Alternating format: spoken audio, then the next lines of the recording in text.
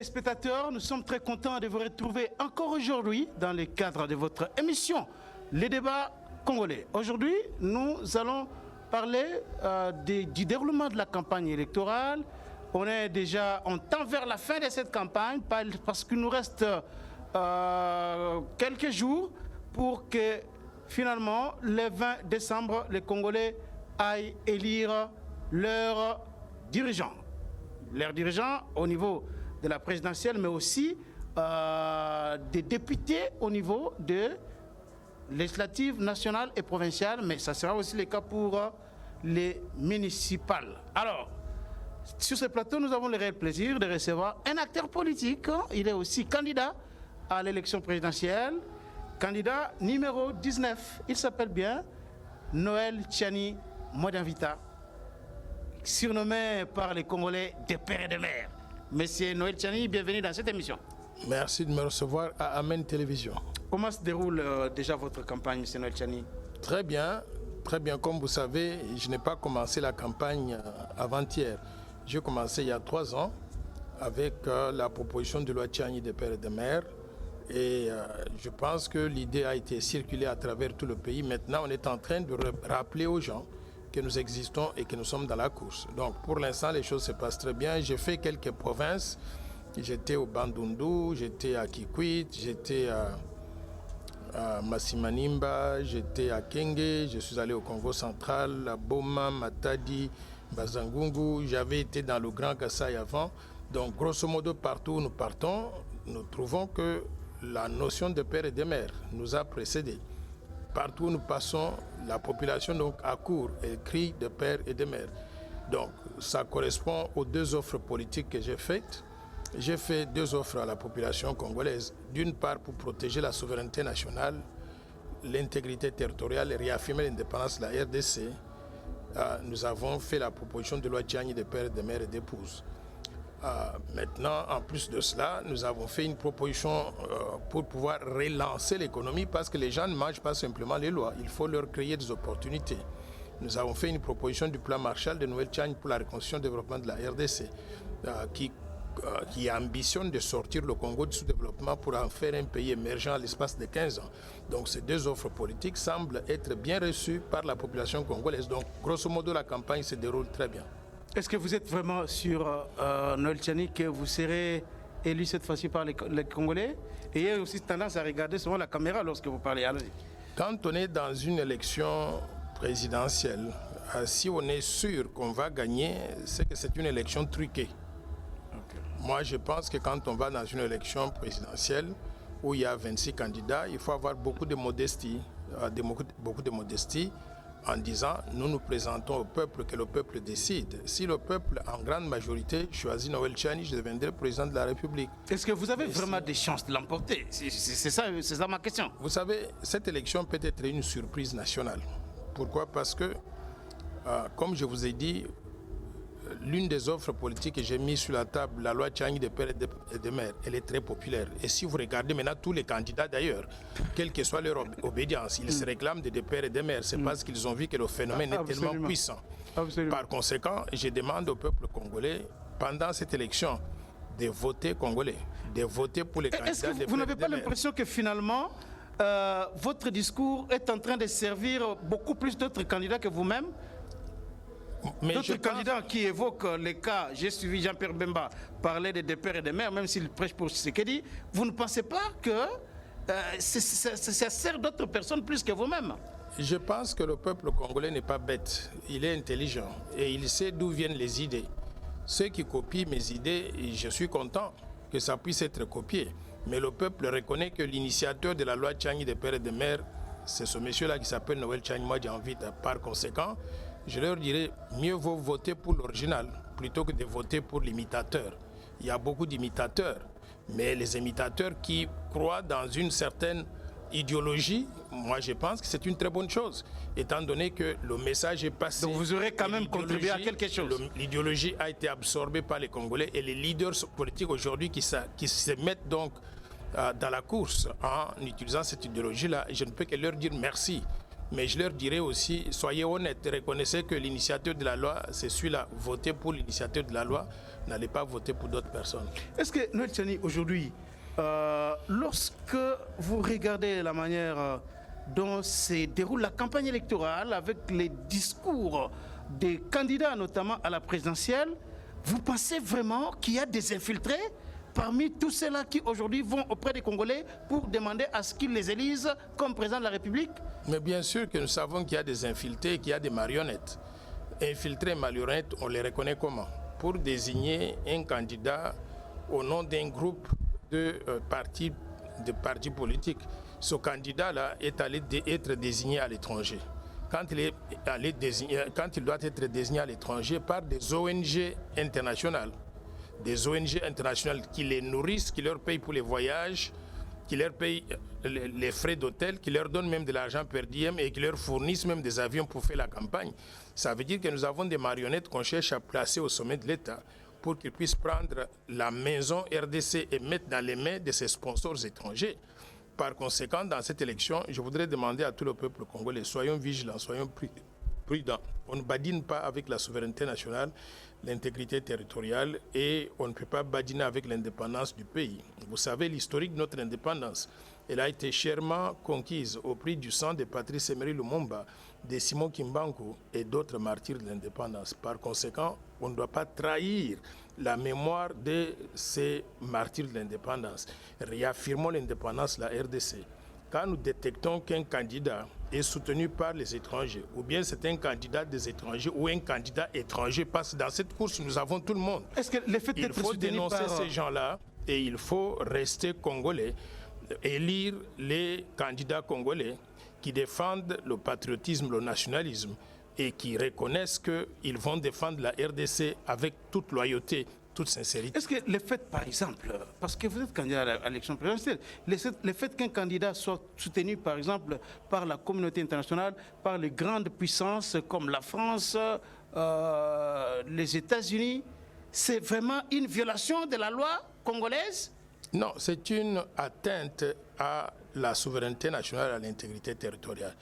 Mais en anglais, j'arrive. Il n'y a aucune violation d'une loi quelconque. J'arrive. En anglais, on dit « there is no free lunch ». C'est-à-dire que personne ne vous donne à manger gratuitement. Si on vous donne à manger, c'est en attente que vous allez pouvoir renvoyer l'ascenseur. Et surtout, lorsque vous êtes président d'un pays avec des ressources naturelles énormes comme la RDC, tout le monde voudrait avoir une mainmise sur ces ressources naturelles. Donc s'il y a un étranger ou des étrangers qui veulent placer à la tête du Congo une marionnette, c'est parce qu'ils s'attendent à ce que cette marionnette-là leur renvoie l'ascenseur. Le fait que quelqu'un soit soutenu par une puissance comme la France, il devient carrément une marionnette? Mais s'il est crédible et qu'il bénéficie sur le plan de la crédibilité, de la confiance de ces puissances-là, vous l'appelez marionnette? Mais j'appelle marionnette toute personne qui n'a de soutien qu'à l'étranger, qui commence sa campagne avec les soutiens des étrangers et qui arrive à être imposée sur les Congolais. C'est une marionnette des étrangers qui va travailler pour celui qui l'a soutenu, qui lui a donné des soutiens financiers, matériels, les avions et consorts. Donc par conséquent, tous les pays du monde ont des lois qui interdisent en quelque sorte donc la trahison du pays. Vous vous rappelez, M. Laurent Désiré Kabila, il disait toujours ne jamais trahir le Congo. Mais ces marionnettes qui vont à l'étranger là, ils vont trahir qui? Ils vont trahir le Congo. Par conséquent, je demande au peuple congolais, s'il vous plaît, réveillons-nous, votons congolais. Et quand vous détectez qu'un candidat à l'élection présidentielle est un étranger, ou bien est une marionnette des étrangers soutenue par les étrangers, ne votez pas pour ce candidat-là. Votez pour 100% congolais, de pères, de mères congolais et d'épouses congolais d'origine aussi. De cette façon-là, nous allons continuer à être un pays souverain qui jouit de l'intégrité territoriale et nous allons réaffirmer l'indépendance de notre pays. Cette indépendance-là qui a fait mourir beaucoup de personnes, dont les Patrice Emery Lumumba, les Simon Kimbangu et d'autres martyrs de l'indépendance. Alors, Noël Tchani, il y a une actualité brûlante dans notre pays et même la presse internationale en a parlé. Il y a eu une déclaration d'un opposant en Zambie. Il s'appelle Mwenya Musenge, secrétaire général d'un parti NDC, un parti de l'opposition au Kenya. Cet opposant-là a déclaré, a a demandé à son gouvernement de fournir des éclaircissements sur le fait qu'il y a un candidat à l'élection présidentielle en RDC qui s'appelle Moïse Katumbi, qui aurait obtenu un passeport de son pays, le passeport zambien. Vous, en tant que président, candidat à l'élection présidentielle, comment réagissez-vous lorsque vous entendez de telles nouvelles? Vous savez que j'étais l'initiateur de la requête adressée à la Cour constitutionnelle pour demander que ce monsieur-là soit invalidé comme candidat à la présidence de la RDC. Je continue à penser que c'est une erreur pour notre pays d'autoriser un étranger d'être candidat à l'élection présidentielle dans notre pays. Ce monsieur est connu pour avoir plusieurs nationalités, italiennes, grecques, zambiennes et d'autres, on ne sait pas. Même si ce n'est pas encore prouvé, hein, c'est pas juridiquement prouvé. Hein. Vous avez vu aujourd'hui qu'il y a le système de Nations Unies, des douanes américaines. On a ressorti exactement les entrées et les sorties, l'immigration, les entrées et les sorties de ce monsieur aux États-Unis avec un passeport zambien. Et son ministre, son ministre là qui s'appelle Mondo Simba, qu'est-ce qu'il a fait? Il a voulu justifier cela en disant non, à cause des investissements importants qu'il a fait en Zambie, le gouvernement zambien lui a donné un passeport zambien. Un passeport diplomatique de courtoisie. Zambien. Mais quand vous regardez ce passeport diplomatique là, si c'est un passeport de courtoisie, vous regardez citizenship. Citizenship, c'est-à-dire la citoyenneté, donc la nationalité, c'est marqué Zambie. Est-ce que c'est authentique ce passeport-là? Parce qu'il y a aussi beaucoup de fake news. Hein? Bon, moi je ne suis pas là pour vérifier si le passeport est authentique ou pas, mais c'est ce que nous avons vu sur les réseaux sociaux. Par conséquent, moi je crois que la Cour constitutionnelle de la République démocratique du Congo doit reconsidérer ma demande d'invalidation de cette candidature et convoquer le mec en question, le mafieux en question, venir lui demander de justifier tout ce qui circule aujourd'hui sur Internet. On ne peut pas, mais c'est un mec. Vous voulez que je l'appelle comme c'est un mec, c'est un mafieux. Donc, c'est quand même un responsable, Noël Tchani. Bon, un responsable, il peut être responsable, être un mec, c'est un mec. Donc, je ne vois pas ce qu'il y a de mauvais à dire que c'est un mec qui est impliqué dans cette histoire-là. Par conséquent, je demande à la Cour constitutionnelle de pouvoir réexaminer attentivement cette demande que j'avais faite à l'époque pour l'invalider. Pourquoi? Parce que vous savez, quand on a le destin de 122 millions de Congolais en jeu, il faut réfléchir deux fois. En cas de doute, comme dans ce cas ici, il faut l'écarter de la présidence de la République. En cas de doute. Pourquoi? Parce que si le risque se matérialise, qu'est-ce que cela veut dire? La RDC devient une colonie zambienne. Et il va piller la RDC comme il a toujours fait, au profit de la RDC. Mais qu'est-ce qui démontre finalement que tout ce qui se dit sur le passeport en question est vrai, de Noël Tchani? Vous me demandez à moi je ne peux pas vous répondre. Il faut demander aux services. Nous avons quand même un pays. Ce pays a des services de sécurité. Ils doivent être à mesure de mener une enquête et d'arriver à des résultats probants qu'ils peuvent mettre à la disposition de la justice. Alors, vous, en ce moment-là, vous vous fondez sur quoi? Si vous n'avez jusque-là encore aucun fait sur lequel vous fondez, vous vous fondez sur quoi pour dire que c'est un mafieux, c'est un candidat des étrangers? Vous vous fondez sur quoi? Mais je venais de le dire tout à l'heure là.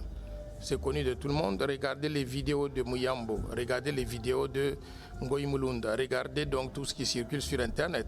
Regardez là où on dit qu'il a des comptes offshore dans des paradis fiscaux où il garde des millions de dollars, des milliards de dollars. Vous regardez le rapport Congo Hold Up. Vous vous rappelez Congo Hold Up? Il est mentionné parmi les mafieux qui ont pillé la République démocratique du Congo. Donc il ne faut pas me demander à moi de vous donner des informations qui sont de notoriété publique. C'est connu de tout le monde. Okay. Mais il y a quelqu'un qui m'a posé une question. Vous parlez ici des milliards de M. Katumbi.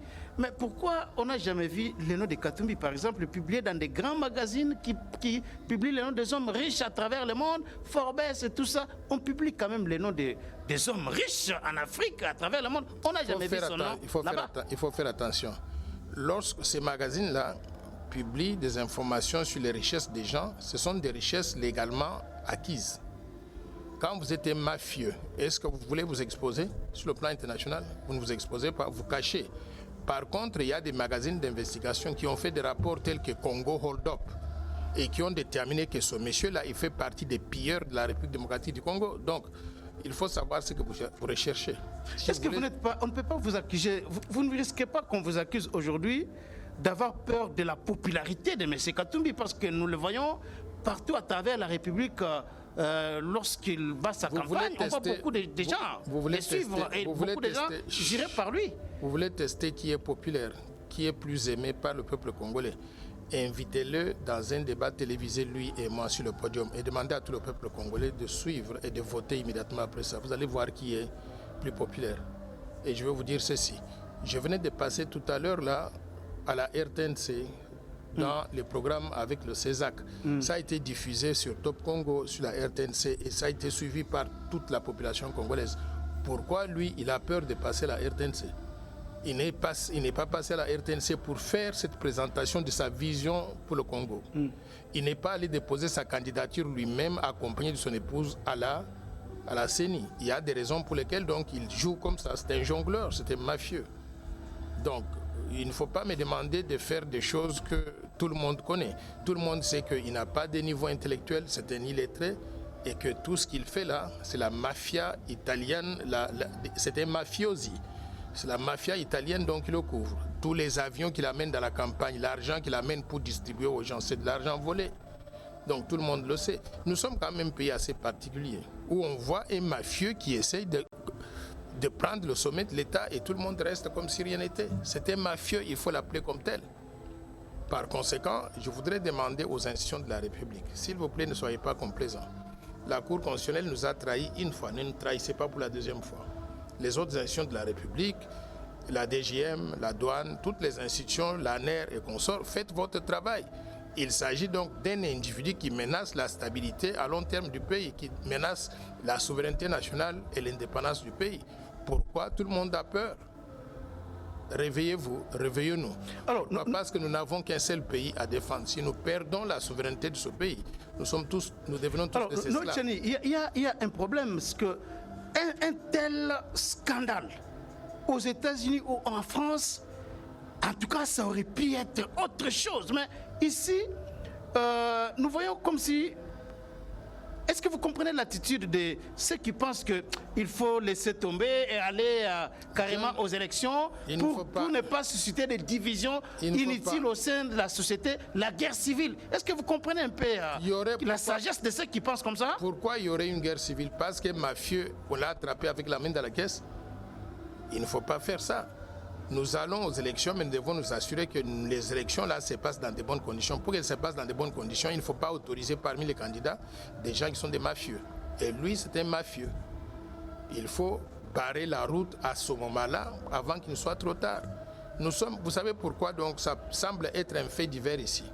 Nous sommes dans un pays où la majorité des Congolais sont des illettrés.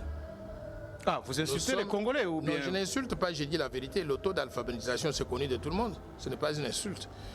La majorité des Congolais sont des illettrés. Mais nous sommes aussi dans un pays où la majorité des Congolais sont des pauvres. Ce n'est pas une insulte de dire que quelqu'un est pauvre. C'est ça l'état donc des lieux. Par conséquent, quand il y a cette combinaison-là, un mafieux qui vient avec des milliards, à qui, de la façon que nous connaissons, qui distribue des t-shirts, qui donne de l'argent, qui donne du pain, les gens applaudissent parce qu'ils n'ont pas d'autre choix. Par conséquent, nous autres qui pouvons réfléchir, nous devons sauver la République en tirant la sonnette d'alarme, en disant attention, si ce mafieux arrive, vous serez plus esclaves que ce que nous sommes aujourd'hui. Par conséquent, barrons la route quand il n'est pas encore trop tard. Alors, vous avez tous suivi, la CENI a pondu un communiqué demandant au gouvernement congolais de lui venir en aide avec des hélicoptères, des Antonov pour transporter les matériels électoraux.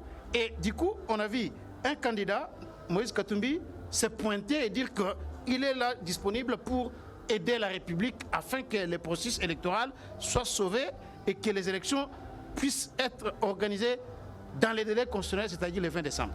Votre réaction? Bon, c'est comme j'ai toujours dit, un illettré a une façon de réfléchir. Ce type-là ne comprend pas que quand vous êtes dans une situation, il faut éviter des conflits d'intérêts. Comment voulez-vous qu'un candidat à la présidence puisse venir aider l'organe qui organise les élections? C'est pour créer la dépendance de cet organe-là sur lui. C'est une situation de conflit d'intérêts. Encore une fois, c'est un illettré qui ne comprend pas qu'il faut éviter ce genre de situation-là.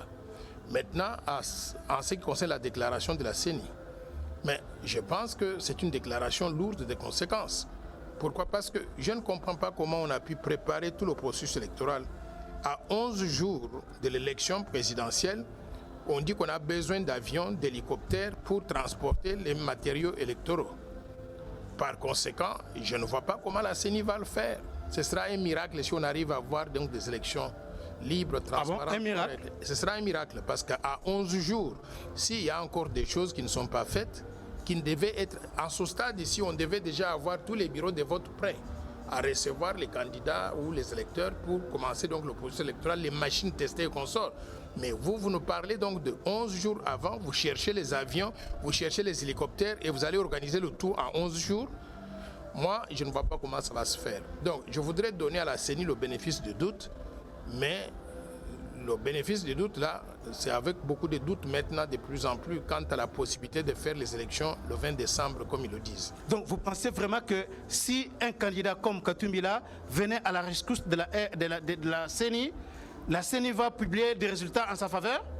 Non. Est-ce que la CENI ne peut pas rester indépendante tout en ayant reçu des aides venues de quelqu'un d'autre? Vous savez pourquoi au Congo nous parlons du système de mauvaise gouvernance? C'est parce que des individus confondent des situations de conflit d'intérêts. Vous ne pouvez pas être candidat à l'élection présidentielle organisée par la... Pourquoi est-ce que nous avons la CENI? C'est un organe supposé être neutre, qui n'a pas d'affiliation à un candidat quelconque. Mais comment voulez-vous, dans cette neutralité-là, l'organe neutre commence à recevoir l'assistance d'un des candidats? Mais c'est une aberration. Il n'y a qu'un illettré qui peut réfléchir comme ça. Par conséquent, la CENI ne doit pas accepter donc de telles bêtises qui viennent donc d'un type qui est illettré, qui ne comprend pas donc les situations de conflit d'intérêts. C'est ce qu'il a fait quand il était gouverneur. Il a pris toute la caisse en tant que gouverneur, il s'est accaparé de ça, il a commencé à redistribuer des choses en disant président du tout-puissant Mazembe, il a mis toutes les affaires au Katanga en faillite au nom de la générosité. Vous voyez aujourd'hui, il continue à distribuer donc des cadeaux. C'est parce qu'à l'époque, il prenait l'argent de l'État, qu'il confondait avec ses biens privés qu'il distribuait aux gens. Il essaye de faire la même chose maintenant pour corrompre moralement la CENI en lui donnant donc des moyens, l'argent qu'il a obtenu de la façon que tout le monde connaît. Par conséquent, la CENI doit être neutre. Moi, je ne pourrais pas, si jamais il donnait un centime à la CENI ou il donnait un avion, moi, Noël Tchani, je retire automatiquement de la candidature à la présidence de la République. Je ne peux pas accepter qu'un individu comme ça vienne donner. À quel titre il va le faire? Vous dites que vous allez retirer votre candidature? Non, si simplement il donne l'assistance à la CENI. À la minute là, vous m'appelez, je retire ma candidature à la présidence de la RDC. Pourquoi? Parce que je vais considérer que la CENI a perdu crédibilité. Mais qu'est-ce qui est mieux? Est-ce que c'est de respecter les délais constitutionnels ou bien d'éviter les conséquences qu'il y aura si jamais les élections ne sont pas organisées dans les délais constitutionnels? Mesdames et messieurs, il faut que vous compreniez une chose. Évitons des situations de conflit d'intérêts. Ce n'est pas une affaire. S'il faut ne pas organiser les élections le 20 décembre, allons-y. Si c'est ça le cas. S'il faut reporter, qu'on reporte de façon transparente. Mais qu'on ne vienne pas avec l'argent volé par un individu qui vient maintenant aider la CENI à organiser des élections. Ça ne se fait nulle part. C'est un conflit d'intérêts.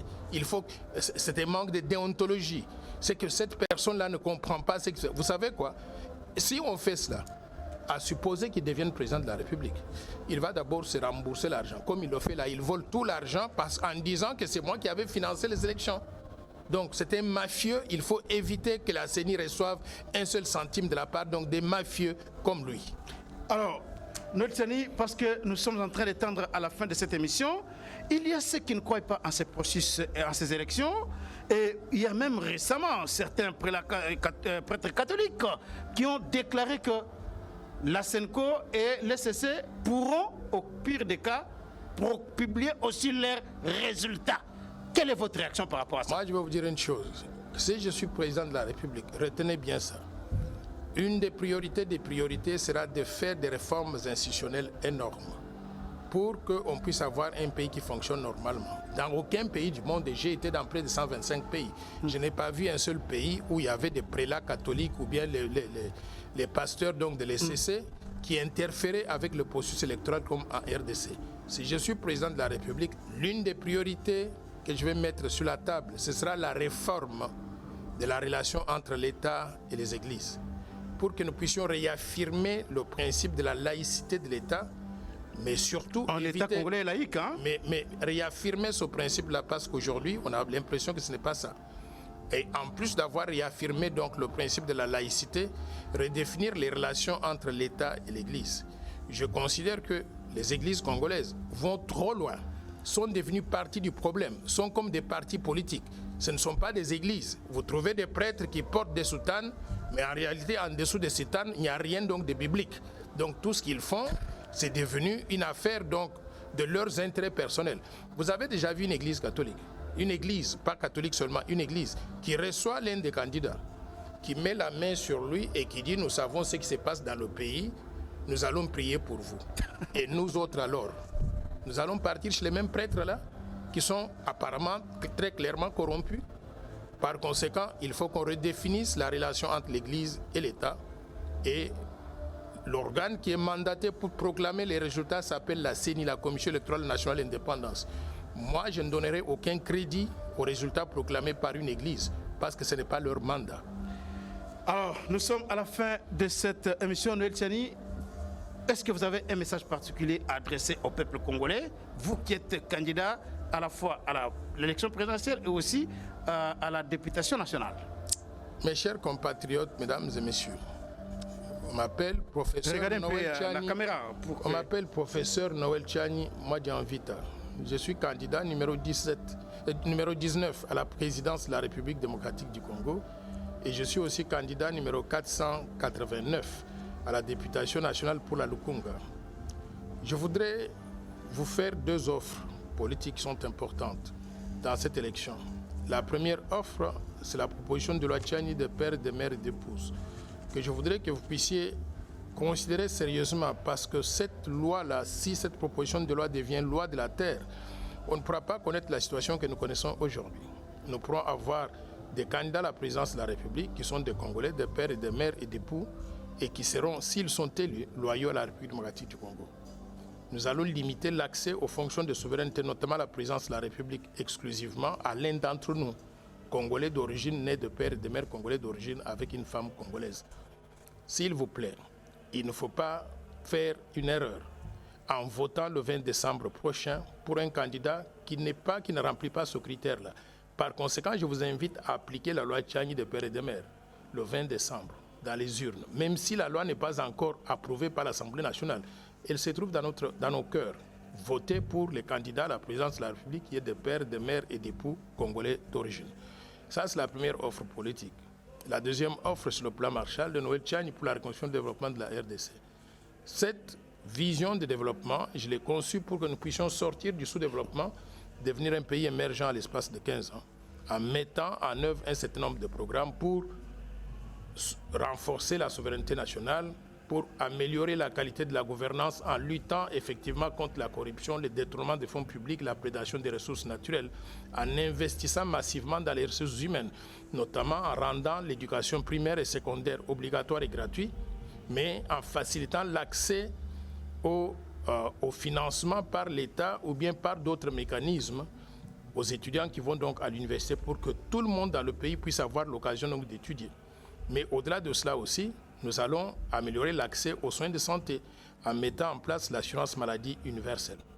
Nous allons améliorer le niveau de vie de la population congolaise ou le standard de vie de la population congolaise par trois mécanismes. Le premier, en mettant en place un système de salaire minimum garanti d'au moins $1000 par mois applicable dans le secteur privé et public. C'est-à-dire que tout le monde qui travaille à RDC devra avoir au moins ce niveau minimum de salaire qui lui permettrait de subvenir donc à ses besoins correctement. Deux, nous allons créer des emplois à travers la politique des grands travaux d'infrastructure en construisant des autoroutes et des chemins de fer modernes reliant toutes les provinces du pays, en construisant des villes modernes pour moderniser notre mode de vie et en créant des emplois maintenant à travers ces mécanismes-là pour tout le monde. Mais une fois que tout le monde trouve le travail, il aura un niveau de vie décent à cause du système de salaire minimum garanti. Au-delà de cela, nous allons redonner la nationalité congolaise à 15 millions de Congolais qui se trouvent dans la diaspora aujourd'hui à travers le principe de l'irrévocabilité de la nationalité congolaise. Et accepter la double nationalité ou triple nationalité. Nous allons donc redonner la nationalité donc à ces gens-là. Au-delà de cela maintenant, nous voulons redonner au Congo la fierté en restructurant la monnaie congolaise. Le franc congolais est devenu la monnaie des singes. Elle est aujourd'hui détestable. Les gens préfèrent les monnaies étrangères. nous allons restructurer le franc congolais, restructurer la Banque centrale du Congo pour redonner au Congo une monnaie crédible, stable, qui garantisse donc leur pouvoir d'achat. Par conséquent, le 20 décembre prochain, voici l'enjeu qu'il y a. C'est de mettre à la présidence de la République un candidat de père et de mère, ou bien de mettre à la présidence de la République un étranger ou une marionnette des étrangers. Votons tous pour le candidat de père et de mère, quel que soit ce qu'il est. Votons pour un Congolais de père et de mère, Congolais d'origine. Ne votons pas pour les étrangers. Si nous votons pour les étrangers, nous avons accepté la recolonisation de la RDC par les pays étrangers et par conséquent, nous redeviendrons tous des esclaves dans notre propre pays. Donc le 20 décembre prochain, je vous invite à voter pour professeur Noël Tchagne Mwadja Mvita, de père et de mère, candidat président de la République numéro 19 et aussi à la députation nationale pour la circonscription électorale de la Lukunga, candidat député national numéro 489. Je vous remercie. Merci beaucoup, Noël Tchani. Ça a été un plaisir pour nous de vous recevoir sur ce plateau. Restez branchés, abonnez-vous massivement sur GSR Congo TV. Abonnez-vous massivement. Un clin d'œil à l'apôtre Paul Mwanga à Paris, Philon Punga aux États-Unis, à Washington, apôtre Thierry Tchinkola, Fidèle Tchinkola, à Bishop Mathieu Gagnon en Suisse, apôtre Thierry Tchinkola au Canada, apôtre Fidèle Tchinkola au Canada, apôtre Paul Mwanga à Paris. En tout cas, nous sommes de cœur avec vous. Guélon Toya, vous tous qui nous suivez, nous vous remercions parce que vous nous soutenez. Vanessa à Londres, Guélon Toya au Canada, merci beaucoup parce que vous êtes nos fidèles, vous nous suivez à travers le monde. Vraiment, restez branchés, partagez nos émissions et aimez beaucoup cette émission, toutes nos émissions, aimez-les et puis abonnez-vous pour ne rien rater. Au prochain numéro.